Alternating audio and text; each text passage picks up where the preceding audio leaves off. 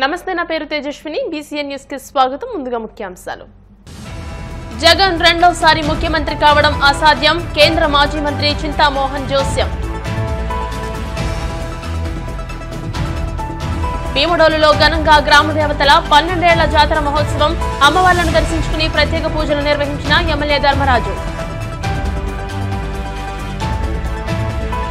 శాసనమండలి ఎన్నికల బారి నుండి వైసీపీ ఎందుకు తప్పుకుందో సమాధానం చెప్పాలి. AP fibre net corporation chairman GV Reddy demand. సచివాలయ వ్యవస్థను చంద్రబాబు నిర్వీర్యం చేశారు. ఏపీ ఎన్జీఓ మాజీ అధ్యక్షుడు నలమూరి చంద్రశేఖర్ రెడ్డి ధ్వజం. జగన్ రెండోసారి ముఖ్యమంత్రి కావడం అసాధ్యమని కేంద్ర మాజీ మంత్రి, కాంగ్రెస్ సీనియర్ నేత చింతామోహన్ జోస్యం చెప్పారు. గత 5 ఏళ్లు జగన్ అవినీతి చేయకుండా తండ్రి బాటలో నడిచి ఉంటే అన్ని అవకాశాలు వచ్చేవన్నారు. సానుభూతితో జగన్ అధికారంలోకి వచ్చారని, అమెరికా అధ్యక్షుడు ట్రంప్ కన్నా 4 ఇంతలు ఎక్కువ ఆస్తిపరుడని ఆయన వెల్లడించారు. వేరే పార్టీల నాయకులను వైసీపీలోకి చేర్చుకున్న ప్రజలు జగన్ ను విశ్వసించారని తేల్చి చెప్పారు.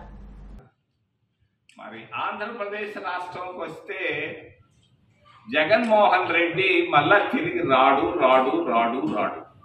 ఆయన వచ్చింది కారణం ముఖ్యంగా రాజశేఖర్ రెడ్డి సడన్ గా చనిపోయాడు. ఆయన చనిపోయిన తర్వాత ఇద్దరి పైన నెపం పెట్టారు ఆ కుటుంబ సభ్యులు. ఒకటి సోనియా గాంధీ చంపేసిందని, ఇంకొకటి వచ్చేసి అది ముఖేష్ అంబానీ చంపేశాడని. ముఖేష్ అంబానీతో దగ్గరైపోయారే మీరు. ఆయన చెప్పిన వాళ్ళకే ఇచ్చుండారే రాజ్యసభ. నేను ఆయన చెప్పిన వాళ్ళతో మీకు ఎందుకు రాజ్యసభ ఇచ్చేవయ్యా? మీ సొంత చెల్లెలే పోయి సోనియా గాంధీ దగ్గర ఫోటోలు తీసుకుంటుందే. ఆమె వాళ్ళ చెల్లి చెప్పింది ఈరోజు, అబద్ధాలు చెప్పడం మా అన్నకి చాలా ఇష్టం అని. మరి అబద్ధాలు చెప్పి వచ్చావు, ముఖ్యమంత్రి అయ్యావు, సానుభూతితో వచ్చావు, సంతోషం. మరి వచ్చిన తర్వాత మీరు ఆయన ఇచ్చిపోయిన సంపద చాలు కదా, ఎందుకయ్యా ఇంకా 1000 కోట్లు? నీ ఆస్తులు ఈరోజు భారతదేశంలోనే కాదు ప్రపంచ రాజకీయ నాయకుల్లో నంబర్ 1. ట్రంప్ కంటే కూడా 4 అంతల ఆస్తి పెట్టుకున్నాడు మరి జగన్మోహన్ రెడ్డి. ఈ ఆస్తులు చూసుకో, జైలుకు పోకుండా చూసుకో. నువ్వు వచ్చే ప్రశ్నే లేదు. నువ్వు కాంగ్రెస్ పార్టీలో కాదు, అన్ని పార్టీల వాళ్ళని తీసుకున్నా కూడా నిన్ను ప్రజలు విశ్వసించరు.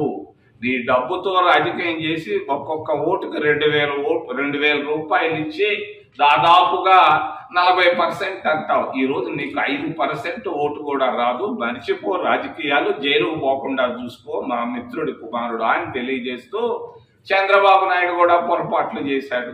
ఎలక్షన్లకు వచ్చే ముందు అనవసరంగా నోరు జారాడు. సూపర్ 6 అన్నాడు.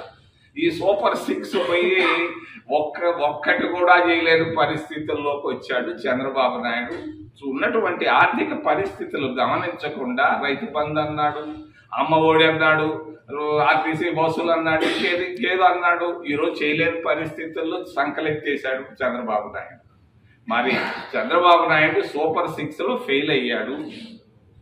రెండవది ఈ వర్గీకరణ, ఈ మిశ్రా కమిషన్తో చాలా తెలియదు మా చంద్రబాబు నాయుడు. దళితుల గురించి చాలా తెలియదు. మా ఊరు తిరుపతి ఆయనకి ఆంధ్రప్రదేశ్ రాష్ట్రంలో మాలోళ్ళు ఎక్కువ.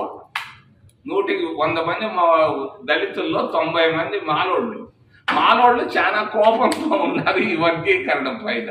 పోయి ముడ్లో ఏలు పెట్టేశాడు. వాళ్ళ కోపం వచ్చింది బాగా. ఆయన చెడ్డి జారిపోతా ఉంది చంద్రబాబు నాయుడుది. రాష్ట్ర ప్రజలు ఒకప్పుడు కాంగ్రెస్ పార్టీ పైన గుమ్మేసేవాళ్ళు, చా అన్నవాళ్ళు ఈరోజు కాంగ్రెస్ పార్టీ వైపు చూస్తున్నారు. మళ్ళా 29లో మీరు రావాలని అంటున్నారు. వచ్చేదానికి అవకాశాలు కాంగ్రెస్ పార్టీకి మెండుగా ఉన్నాయని తెలియజేస్తూ ఏదైనా ప్రశ్నలుంటే అడగమని మిమ్మల్ని చేతులెత్తి ప్రార్థిస్తున్నాను. భీమడోలు గ్రామ దేవతల జాతర వేడుకల్లో ఏలూరు జిల్లా ఉంగుటూరు ఎమ్మెల్యే పచ్చమట్ల ధర్మరాజు పాల్గొన్నారు. గ్రామ దేవతలు శ్రీ గంగానమ్మ, పోతురాజుబాబు, మహాలక్ష్మమ్మ, మద్దిరావమ్మలను జనసేన నియోజకవర్గ సమన్వయకర్త వట్టి పవన్ కుమార్ తో కలిసి ఎమ్మెల్యే ధర్మరాజు దర్శించుకుని ప్రత్యేక పూజలు చేశారు. ఈ సందర్భంగా చైర్మన్ దత్తాడ శ్రీనివాసరాజు వారిని సాల్వాతో సత్కరించారు. 12 ఏళ్లకు ఒకసారి నిర్వహించే అమ్మవార్ల జాతర మహోత్సవంలో తాను పాల్గొనడం ఆనందంగా ఉందని ఎమ్మెల్యే పేర్కొన్నారు.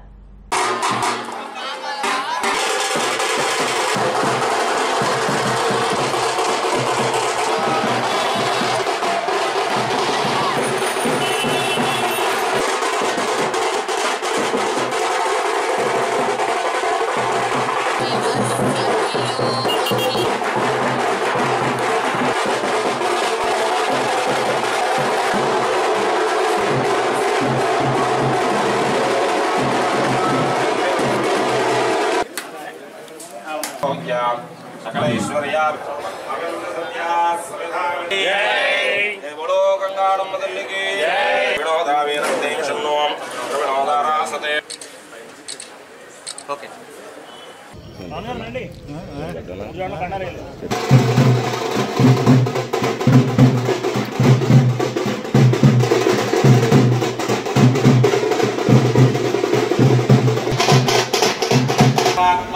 भगति शतवनन्दं भवति शतविधि शतं याति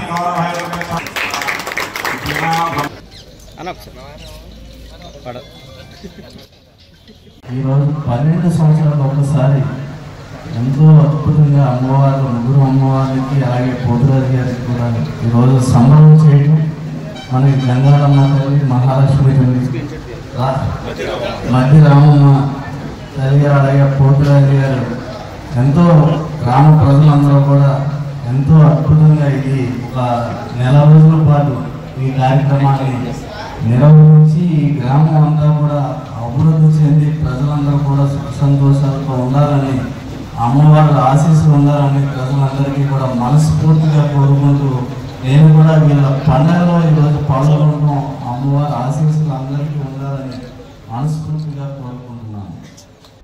రాష్ట్రంలో జరగబోయే శాసనమండలి ఎన్నికల బరి నుండి వైసీపీ ఎందుకు తప్పుకుందో సమాధానం చెప్పాలని AP fibre net corporation chairman GV Reddy demand చేశారు.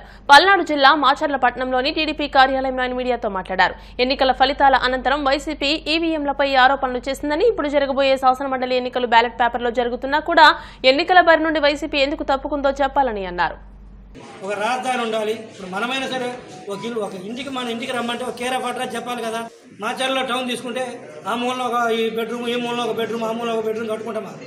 ఒక కేర్ ఆఫ్ అడ్రస్ అనేది ఉంటే ముందు అక్కడికి వస్తారు, మాట్లాడతారు. అది అనేది లేకుండా చేస్తూ మళ్ళీ ఇది ఈరోజు మళ్ళీ అదే ఏడుపు ఏడుస్తాడు. మళ్ళీ చెప్పండి దమ్ముంటే నీకు నేను 3 రాజధానులు అని చెప్పేసి మళ్ళీ అది చెప్పడు. అమరావతిలో పెట్టుబడుల గురించి మాట్లాడుతుంది. ఈరోజు రాష్ట్రంలో ముఖ్యంగా నేను చెప్పేదంటే ప్రజలు స్వేచ్ఛగా ఉన్నారు, ఉపాధి అవకాశాలు దొరుకుతున్నవి, అభివృద్ధి ఒక పక్క జరుగుతుంది. ఇక 8 నెలలు అయింది, ఇంకా దాదాపు 4.5 సంవత్సరం మళ్ళీ 2029 ఎన్నికల టైంకి బ్రహ్మాండంగా అవకాశం ఉంది. ఈరోజు కూటమిలో చిచ్చు పెట్టాలని చెప్పేసి నాటకాలు చేస్తున్నారు కొంతమంది. కూటమిలో ఎటువంటి చిచ్చు లేదు. పవన్ కళ్యాణ్ గారు కావచ్చు, మా పార్టీ అధినేత శ్రీ నారా చంద్రబాబు నాయుడు గారు కావచ్చు, బీజేపీ వాళ్ళు కావచ్చు, బ్రహ్మాండంగా సహకరించుకుంటూ ఈరోజు అభివృద్ధి వైపు ప్రయాణం చేస్తున్నారు. ముఖ్యంగా పవన్ కళ్యాణ్ గారు బ్రహ్మాండంగా వారికి ఇచ్చిన బాధ్యతలే కాకుండా కూటమి ప్రభుత్వాన్ని కూడా వారు చాలా బాధ్యతగా సహకరిస్తూ ఎక్కడ కూడా డిస్టర్బెన్స్ లేకుండా వారు సహకరిస్తూ వారి సూచనలతో కూడా ఈరోజు ప్రభుత్వం నడుస్తుంది. ఈ మధ్యలో వాళ్ళకి ఈ గోళ ఎక్కువైపోయింది, రాలేని పరిస్థితి. అంత స్టార్డమ్ ఉండి అన్ని రకాలుగా బలమైనటువంటి నాయకుడు. ఈరోజు పరిస్థితి ఏంటి? 1,00,000 రెట్లు వారి గౌరవం పెరిగింది. అదేవిధంగా సాక్షాత్ ఒక 3 సార్లు ముఖ్యమంత్రిగా చేసినటువంటి శ్రీ నారా చంద్రబాబు నాయుడు గారిని ఇలా ఫేక్ కేసులు చేసి అరెస్ట్ చేయడం జరిగింది. ఈరోజు వారి స్థాయి ఏంటి? 1,00,000 రెట్లు వారి గౌరవం పెరిగింది. అదేవిధంగా బీజేపీ కూడా ఇంతకుముందు 1924 మధ్యలో చూసిన ఒక ఎమ్మెల్యే కానీ ఒక ఎంపీ కానీ లేదు. ఈరోజు ఎంతమంది ఎమ్మెల్యేలు వారు వస్తున్నటువంటి గౌరవం ఎటువంటిది? ఎంపీలు అంతకుముందు వాళ్ళని చాలా ఏ స్థాయిలో వైసీపీ తక్కువ చేసి చూసారో. ఎందుకంటే ఇవన్నీ మనం ప్రాక్టికల్గా మాట్లాడుకోవాలి. నేను ఈరోజు ఏపీ ఫైబర్ నెట్ చైర్మన్గా చెప్పట్లేదు, ఒక పార్టీ జాతీయ అధికార ప్రతినిధి కూడా నేను చెప్తున్నాను. ఇవన్నీ మన మధ్యలో రిఫ్ట్ క్రియేట్ చేయడానికి క్షణం ట్రై చేస్తాను. ఒక అనేకమైనటువంటి కూటమిలో చిన్న సమస్యలు రాకుండా ఎలా ఉంటాయి అనుకుంటారు? అధ్యక్షుల ద్వారా కాకపోవచ్చు, జిల్లా నాయకులు ఉంటారు, మండల నాయకులు ఉంటారు, కొంచెం చిన్న డిస్టర్బెన్స్లు ఉంటాయి. బట్ డిస్టర్బెన్స్లు రావడం వేరు, మనం వాటిని పరిష్కరించుకుంటూ ముందుకు వెళ్ళటం వేరు. ఈరోజు ఏదైనా సమస్యలు వస్తే పరిష్కరించుకుంటూ ముందుకు వెళ్తున్నాం. దాన్ని భూతత్వంలో చూపించి ఏదో అయిపోతుంది, బీజేపీకి అన్యాయం జరిగింది, పవన్ కళ్యాణ్ గారికి అన్యాయం జరిగింది, అదే టీడీపీ వాళ్ళకి అన్యాయం జరిగిందని చెప్పి వాళ్ళ దగ్గర, వీళ్ళకి అన్యాయం జరిగిందని వీళ్ళ దగ్గర, వీళ్ళ బాధ ఎక్కువైపోయింది. ఎవరికి అన్యాయం జరగలేదు, జరగదు, జరగబోదు. అన్యాయం అంటూ జరిగితే మనం కూడా గుర్తుపెట్టుకోవాలి. కూటమి నాయకులము మనం ఏదన్నా మిస్ఫైర్ అయిపోతే ఇక్కడ అన్యాయం జరగడం కాదు, పొరపాటున మళ్ళీ వైఎస్ఆర్సీ పార్టీ వస్తే అది అన్యాయం జరగడం ఒరిజినల్ కాదు. గత ప్రభుత్వంలో వైఎస్ జగన్ తెచ్చిన సచివాలయ వ్యవస్థను ప్రస్తుత ముఖ్యమంత్రి చంద్రబాబు నాయుడు నిర్వీర్యం చేశారని ఏపీ ఎన్జీఓ మాజీ అధ్యక్షుడు నల్లమూరి చంద్రశేఖర్ రెడ్డి విమర్శించారు.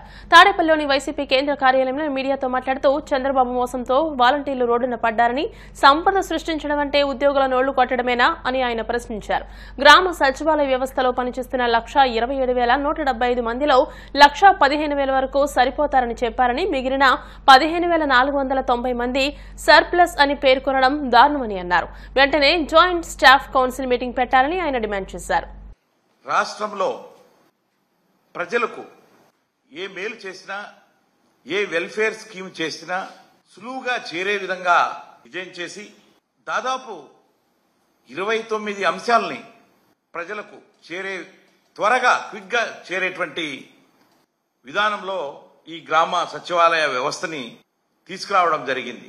అయితే ఈ గ్రామ సచివాలయ వ్యవస్థ ఏదైతే ఉందో, గ్రామ వార్డు సచివాలయ వ్యవస్థ అమోఘంగా పనిచేసింది. ఆంధ్రప్రదేశ్ రాష్ట్రంలో చాలా రాష్ట్రాలు, దేశంలో ఇతర రాష్ట్రాల నుంచి కూడా వచ్చి స్టడీ చేసి వాళ్ళ రాష్ట్రాలలో కూడా ఈ సిస్టమ్ని తీసుకురావాలనేటువంటి విషయాల్ని ఎంతో మంది స్టడీ చేయడం కూడా జరిగింది. కేంద్ర ప్రభుత్వం కూడా దీన్ని అప్రిషియేట్ చేయడం కూడా జరిగింది. కరోనా సమయంలో కూడా ఎక్కడ కూడా ఏది ఆగిపోకుండా సిస్టమేటిక్ గా గడప వద్దకే ఆ యొక్క సంక్షేమ ఫలాల్ని కూడా అందించినటువంటి ఘనత మన రాష్ట్రానికి, పర్టికులర్ గా వైఎస్ జగన్మోహన్ రెడ్డి గారికి దక్కింది అని చెప్పేసి నేను ఈ సందర్భంగా తెలియజేస్తా ఉన్నా.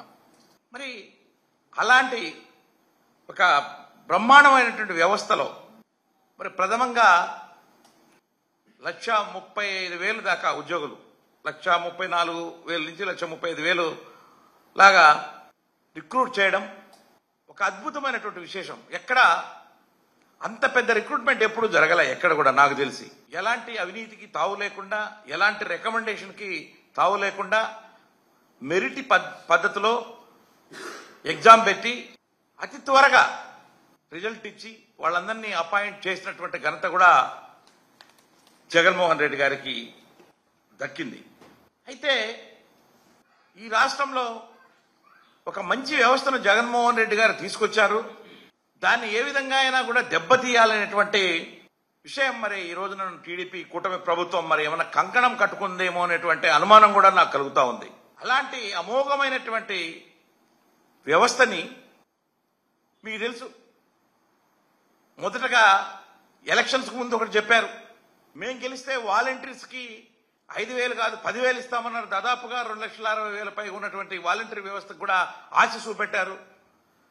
వచ్చిన తర్వాత మొండి చేయి చూపెట్టి ఆ రోజు నుంచి వీళ్ళు వచ్చినప్పటి నుంచి ఇంతవరకు కూడా జీతాలు లేకుండా వాళ్ళ రోడ్డును పడేసి అగమ్య గోచరంగా వాళ్ళు రోడ్డును పడ్డారు. అలాగే ఈ వ్యవస్థను కూడా ఏదో విధంగా దెబ్బతీయాలా అనేటువంటి ఏమైనా అనుకుంటున్నారా అనేటువంటి అనుమానం కూడా అనిపిస్తా ఉంది. మరి దీంట్లో ఉన్నటువంటి దాదాపు ఈ రోజున గ్రామ వార్డు సచివాలయాలలో 1,27,175 మంది ఉద్యోగస్తులు పనిచేస్తున్నారు. మరి క్యాడర్ స్ట్రెంత్ ఎంత ఉందంటే దాదాపుగా 1,49,000 దాకా ఉంది. ఇప్పుడు ఏం చేస్తున్నారు, వాటన్నిటినీ కూడా ఆ ఖాళీ వేకెన్సీలన్నీ కూడా దాన్ని అబాలిచ్చేసి మరి ఏదో పొదుపు చేస్తాం. మీ అందరికీ తెలుసు, మరి చంద్రబాబు నాయుడు గారు ఎలక్షన్స్కి వచ్చేటప్పుడు చెప్పాడు, నేను సంపద సృష్టిస్తాను, సృష్టించి మీకందరికీ కూడా చేస్తాను అని చెప్పేసి హామీ ఇవ్వడం జరిగింది.